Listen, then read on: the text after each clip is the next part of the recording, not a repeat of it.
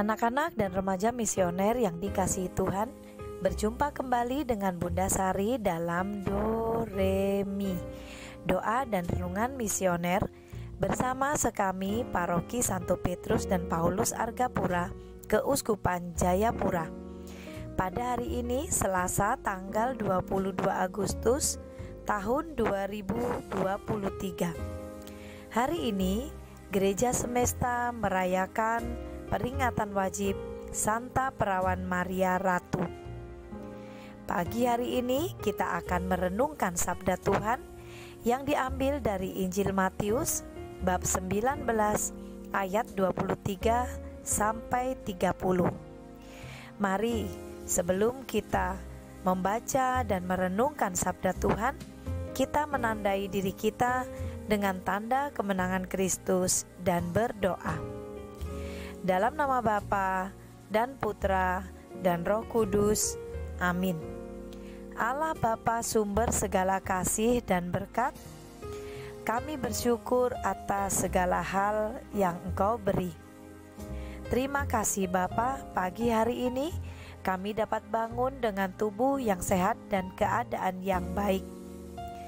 Bapa, curahkanlah Roh Kudus-Mu ke dalam hati, pikiran, dan perasaan kami, agar sabda yang kami dengar dan kami renungkan dapat kami laksanakan dalam kehidupan kami sehari-hari. Terpujilah nama-Mu Bapa, Putra, dan Roh Kudus, kini dan sepanjang segala masa. Amin. Tuhan beserta kita, sekarang dan selama-lamanya. Inilah Injil suci menurut Santo Matius. Dimuliakanlah Tuhan.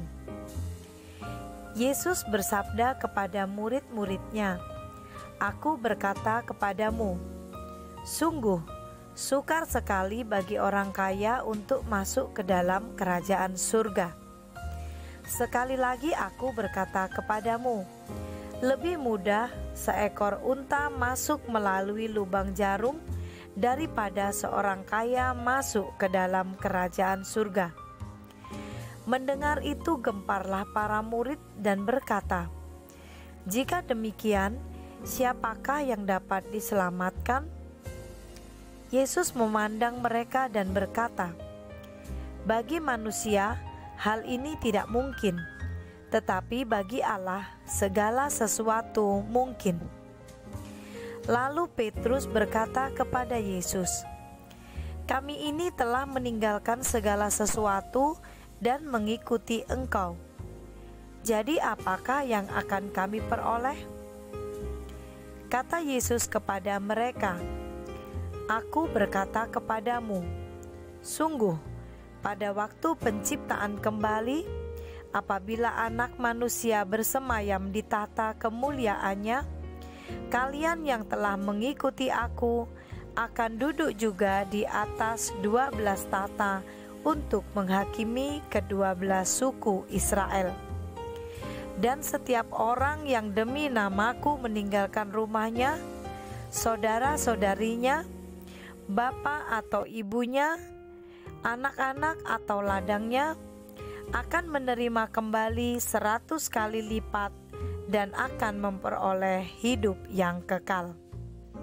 Tetapi banyak orang yang terdahulu akan menjadi yang terakhir, dan yang terakhir akan menjadi yang terdahulu." Demikianlah sabda Tuhan. Terpujilah Kristus. Anak-anak dan remaja misioner yang dikasihi Tuhan, hari ini kita merayakan Santa Perawan Maria Ratu. Dalam dogma Gereja Katolik, maka Bunda Maria juga memperoleh gelar ratu karena dalam perjalanan kehidupan dunianya, tubuh dan jiwanya diangkat ke dalam kemegahan kerajaan surga. Mengapa itu terjadi? Karena dalam hidupnya sebagai manusia, Bunda Maria telah menunjukkan ketaatannya kepada kehendak Bapa. Segala hal yang harus dia terima dan harus dia lakukan sebagai tugas perutusannya, dia terima dengan penuh keikhlasan, ketulusan, dan kesucian. Maka kemegahan kerajaan surga juga menjadi balasan atas segala apa yang sudah dia lakukan dalam ketaatannya sebagai manusia. Hari ini kita kembali diajak merenungkan sabda Tuhan. Anak-anak dan remaja misioner yang dikasihi Tuhan, hari ini kita diingatkan kembali, bila orang ingin masuk ke dalam kerajaan surga, dikatakan di dalam firman Tuhan, bagi orang kaya untuk masuk ke dalam kerajaan surga itu lebih sulit. Lebih mudah seekor unta masuk melalui lubang jarum. Apabila kita dengar firman Tuhan hari ini, kita kemudian juga seperti murid-murid Tuhan Yesus pada saat itu akan bertanya, lalu bagaimana dengan kita? Firman Tuhan pada hari ini bukan berbicara tentang orang kaya tidak bisa masuk kerajaan surga, atau orang yang punya harta banyak itu berarti tidak bisa masuk surga.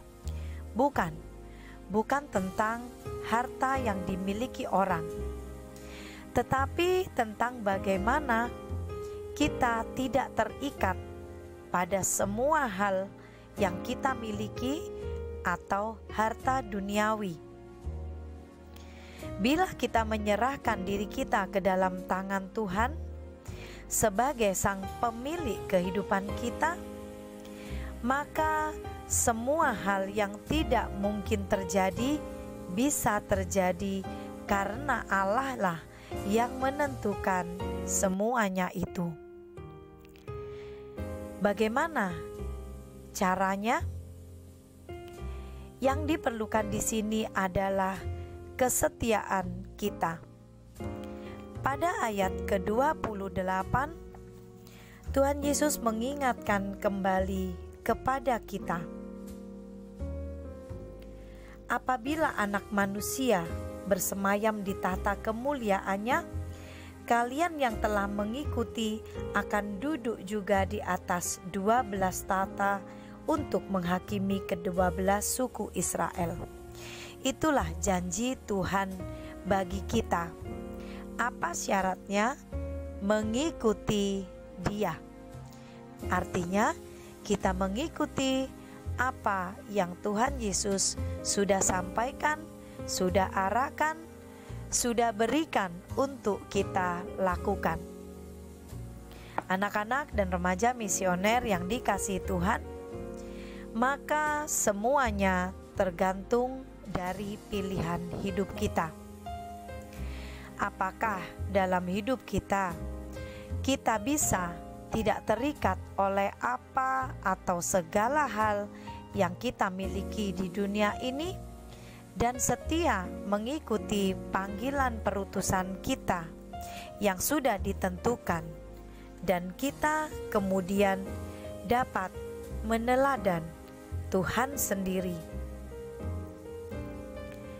Pilihan ada pada kita, dan kita harus menentukan apa yang kita pilih itu mulai dari sekarang.